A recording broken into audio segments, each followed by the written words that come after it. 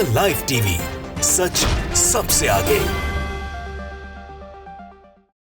नमस्कार, मैं हूं रंजीत झा और आप देख रहे हैं द लाइव टीवी। अमेरिका के हथियारों के बल पर उछल रहे इजराइल की कमर टूट गई है। खासकर गजा में जब से इजरायली डिफेंस फोर्स ने ग्राउंड ऑपरेशन करने का प्लान बनाया, तब से ही भारी नुकसान का सामना इजरायलियों को करना पड़ रहा है।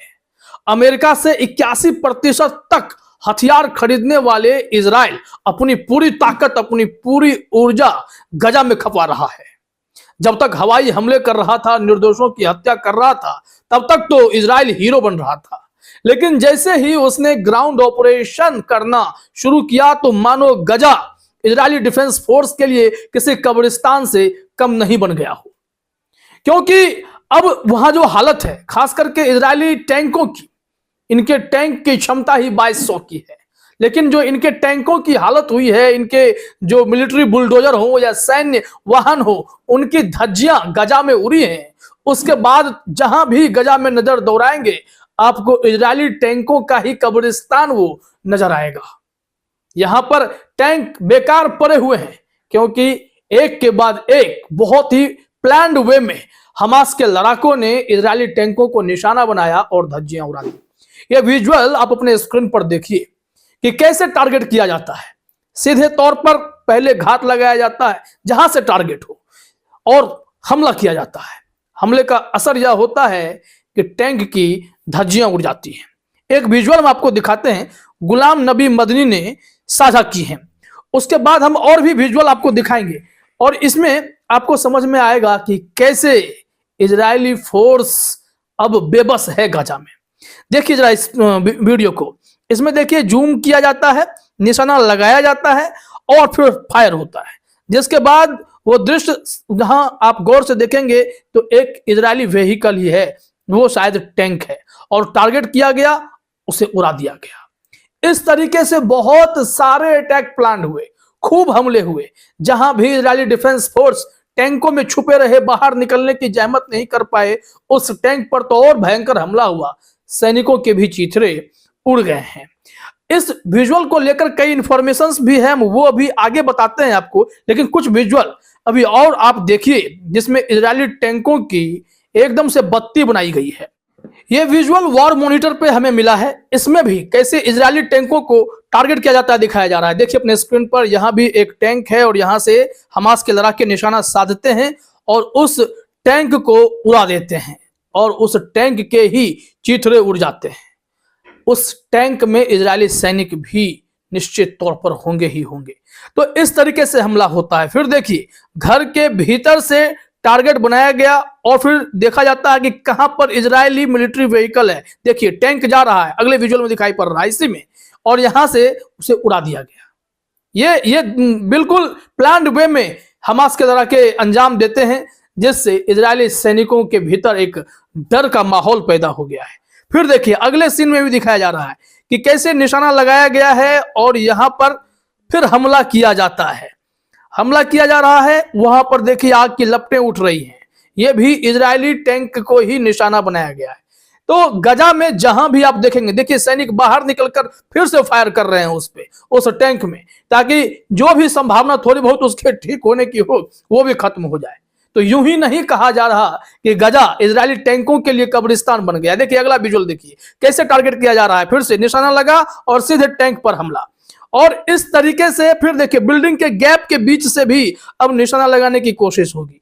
लगातार ऐसे हमले किए गए हैं। इसका मकसद साफ है कि इजरायली सैनिक जिस टैंक में खुद को छिपाकर सुरक्षित रखने की कोशिश करते हैं या बख्तरबंद में खुद को छिपाते हैं, वो सब यहां बेकार है। क्योंकि हमास के लड़ाके सुरंग से लेकर कमरे तक और फिर खुले में भी हर जगह अपना अटैक प्लान कर रहे हैं। इजरायली सैनिकों के होश उड़ाते जा रहे हैं। देखिए एक निशाना और लग रहा है, या सीढ़ियों से जाते हुए कमरे में जाया जाता है, और कमरे में जाने के बाद फिर टारगेट होता है कि आगे करना क्या है। वहां से खिड़की के पास आया जाता है और खिड़की से निशाना लगाते हुए फिर से फायरिंग कर दी जाती है, और ताबड़तोड़ हमले होते हैं टैंकों पर, ताकि इजरायली सैनिक पूरी तरीके से बर्बाद हो जाएं, निहत्थे रह जाएं, और वहां उन्हें बहुत आसानी से टारगेट करके एकदम खामोश कर दिया जाए। तो यह दृश्य दिखाया गया है। तो अभी हम बात कर रहे थे आपके सामने कि कम से कम 2200 टैंकों की कैपेसिटी जो है इस वक्त इजराइल के पास हुआ करती थी, लेकिन इस जंग के बाद यह क्षमता आधी से भी कम रह गई है। एक रिपोर्ट जो गुलाम नबी मदनी बता रहे हैं उसे देखना चाहिए, जिसका विजुअल अभी हमने आपको थोड़ी देर पहले दिखाया था। ये उर्दू में है, इसे हम ट्रांसलेट कर रहे हैं और देखिए आपको पता चलेगा।